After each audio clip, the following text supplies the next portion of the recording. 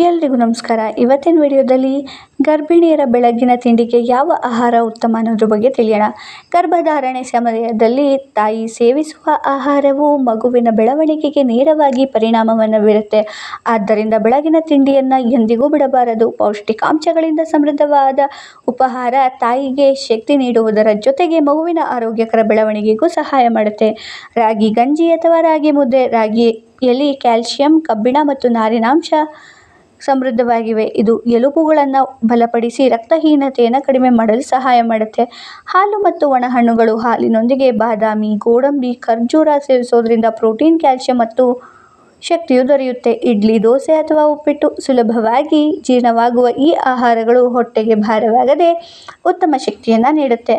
ಹಣ್ಣುಗಳು. ಬಾಳೆಹಣ್ಣು, ಸೇಬು, ದಾಳಿಂಬೆ ಹೀಗೆ ಪಕ್ವವಾದದ್ದ ಆಗಿರುವ ಮುಂತಾದ ಹಣ್ಣುಗಳು ವಿಟಮಿನ್ ಮತ್ತು ಖನಿಜಾಂಶಗಳನ್ನು ಒದಗಿಸುತ್ತೆ. ಮೊಟ್ಟೆ. ವೈದ್ಯರ ಸಲಹೆಯಂತೆ ಮೊಟ್ಟೆ ಸೇವಿಸಿದರೆ ಮಗುವಿನ ಮೆದುಳಿನ ಬೆಳವಣಿಗೆಗೆ ಅಗತ್ಯವಾದ ಪ್ರೋಟೀನ್ ಮತ್ತು ಪೋಷಕಾಂಶಗಳು ಸಿಗುತ್ತವೆ. ಹಸಿರು ತರಕಾರಿಗಳ ಉಪಹಾರ. ಪಾಲಕ್, ಮೆಂತ್ಯೆ ಸೊಪ್ಪುಗಳಿಂದ ತಯಾರಿಸಿದ ಆಹಾರಗಳು ಕಬ್ಬಿಣಾಂಶವನ್ನು ಹೆಚ್ಚಿಸುತ್ತೆ. ಇನ್ನು ತಪ್ಪಿಸಬೇಕಾದ ಆಹಾರಗಳು ಅಂದರೆ ಖಾಲಿ ಹೊಟ್ಟೆಯಲ್ಲಿ ಹೆಚ್ಚು ಚಹಾ ಅಥವಾ ಕಾಫಿ, ಅತಿಯಾದ ಎಣ್ಣೆಯುಕ್ತ ಮತ್ತು ಕರಿದ ಪದಾರ್ಥಗಳು, ಹಳೆಯ ಅಥವಾ ಅಸಂರಕ್ಷಿತ ಆಹಾರ. ನೆನಪಿರಲಿ, ಗರ್ಭಿಣಿಯರ ಆಹಾರವು ಸಮತೋಲನದಿಂದ ಕೂಡಿರಬೇಕು. ತಾಯಿ ಆರೋಗ್ಯವಾಗಿದ್ದರೆ ಮಗು ಕೂಡ ಆರೋಗ್ಯವಾಗಿರುತ್ತೆ. ಆದ್ದರಿಂದ ಪ್ರತಿದಿನ ಪೌಷ್ಟಿಕ ಬೆಳಗಿನ ತಿಂಡಿಯನ್ನು ಸೇವಿಸೋದು ಅತ್ಯಂತ ಮುಖ್ಯ.